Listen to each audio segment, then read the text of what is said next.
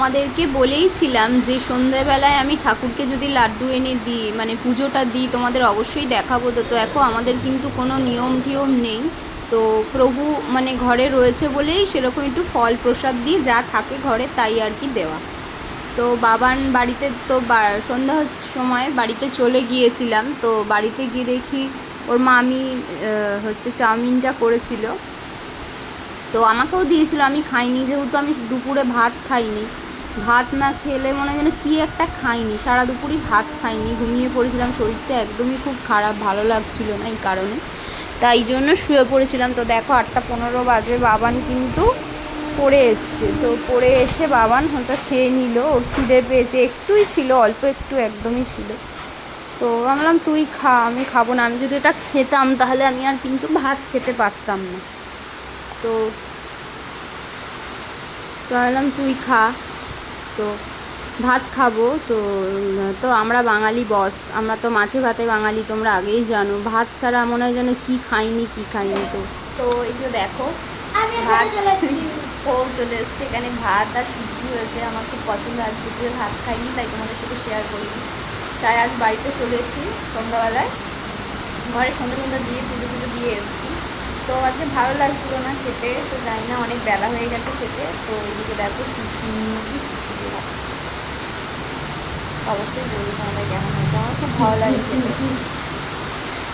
তো দেখেই মুখ চোখ বুঝতে পারছো আমার শরীরটা কিন্তু একদমই ভালো নেই, প্রচণ্ড পরিমাণে দুর্বল দুর্বল লাগছে।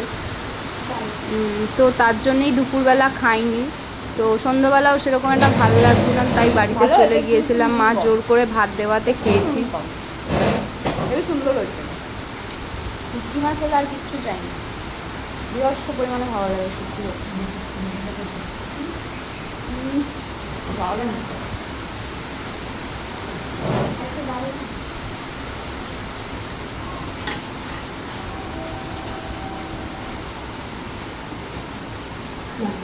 তো একবেলা ভাত না খেলে মনে হয় যেন কি খাইনি কি খাইনি, তাই জন্য ভাত খাচ্ছি। আর কি বলবো, কচু কচু আমাকে দেওয়া না,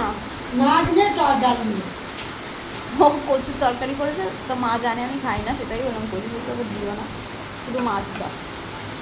ডাল করেছে আর ডাল দাও, ডাল দাও, মাছ আর ডাল দিয়ে খাবো।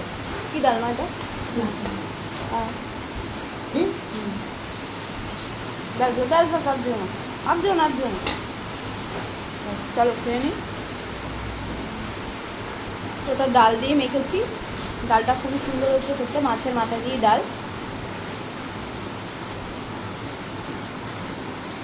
খুব সুন্দর হয়েছে। চলো, তো আবার দেখো বাবা মিষ্টি নিয়ে এসছে। ভাত খেয়ে উঠে আবার মিষ্টি নিয়ে বসে গেছি। ও বলো না এত খাচ্ছি কেন, তো ভাতটা খেয়ে গণেশ পুজো বলে আয় এদিকে আয়, মুখটা ওরম বার করবো। তো বাবা মিষ্টি এনেছে, তো ঠাকুরের জন্য এনেছে। এদিকে দেখো কিরকম ক্যামেরায় বুঝতে পারছো কিনা জানি না, লাড্ডু এনেছে, আবার এটা কিন্তু ক্ষীরের সন্দেশও নিয়ে এসছে। এটা আমার বিভৎস পরিমাণে পছন্দ, এই ক্ষীরের জিনিসগুলো আমার খুব ভালো লাগে খেতে। তো সবাই মিলেই অবশ্যই খাবো, আমি একা এতগুলো খাবো না, আমি দেখি খেয়ে। খুবই সুন্দর, দেখতেই এত সুন্দর লাগছে, খেতে আরোই হবে, হেবি সুন্দর খেতে। তোমরা কে কে খাবে অবশ্যই চলে আসো, সবার জন্যই আছে, অনেক এনেছে, অনেক এনেছে।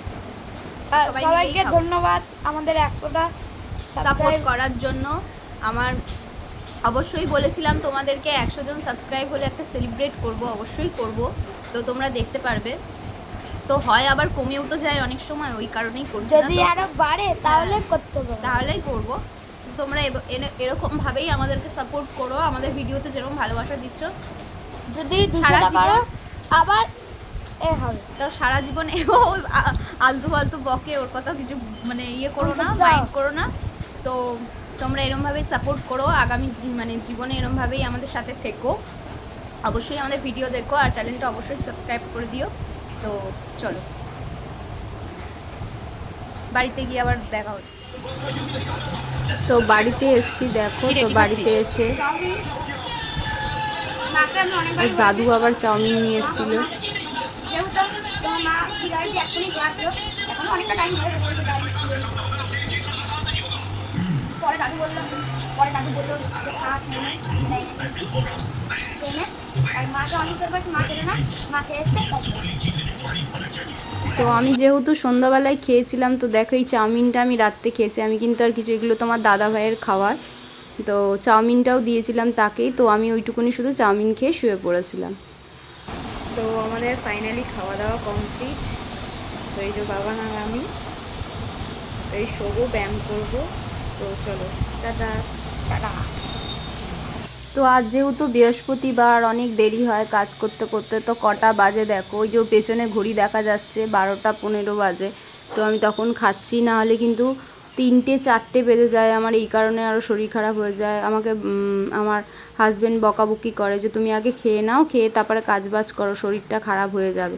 তো তাই জন্যেই আমি দেখো আজকে এইবার আমার শরীরটা যেহেতু ভালো নেই, তাই আগে খেয়ে নিলাম, নিয়ে এইবার কাজগুলো সারবো। তোমরা সবাই জানো বৃহস্পতিবার সবার বাড়িতেই একটু দেরি হয় পুজো দিতে। আমার তো প্রচুর পরিমাণে দেরি হয়, আমার পুরো প্রায় 3 ঘন্টা লেগে যায় পুজো দিতে। জামা কাপড় চেঞ্জ করা, তারপরে পুরো সিংহাসন মোছা পরিষ্কার করা, তারপরে সব প্রভুদের জামা কাপড় ছাড়ানো। তো এইদিকে দেখো একটু উচ্ছে আর একটু গাজর সিদ্ধ করে নিয়েছিলাম দুপুরে, মানে ভাত দিয়ে খাবো বলে। তোমাদের সাথে অবশ্যই শেয়ার করব কি কি রান্না হয়েছে, তোমাদের প্রতিদিন দেখাই। তো দেখো এখনও কাজ বাজ কিন্তু পুরো কমপ্লিট হয়নি। তো এদিকে ঘর মোছা, জামা কাপড় মানে গোছানো আর বাসন ফাসন ধোয়া সব ওগুলো কমপ্লিট হয়ে গেছে। তো স্নান করব, পুজো দেবো, তো তোমাদের অবশ্যই দেখাবো কি পরালাম বস্ত্র। তো ভিডিওটা যদি ভালো লেগে থাকে লাইক কমেন্ট শেয়ার করে দিও। বুঝতেই পারছো মুখে মেখেছি, তো এটা মেখে স্নান করতে যাব। তো তোমরা সবাই বেশিরভাগই জানো আমি ঘরের জিনিস মানে মুখে মাখা প্রেফার করি। তো ভিডিওটা ভালো লাগলে অবশ্যই লাইক কমেন্ট শেয়ার করে দিও। তো আজকের মতো টাটা। স্নান করে পুজো দিয়ে তারপরে তোমাদের কালকের ভিডিওর সাথে ওটা শেয়ার করব, কারণ পুজো দিতে দিতে 3 ঘন্টা তোমরা সবাই জানো, কাচবো, স্নান করবো, তো চলো সেগুলোও দেখিয়ে দেবো।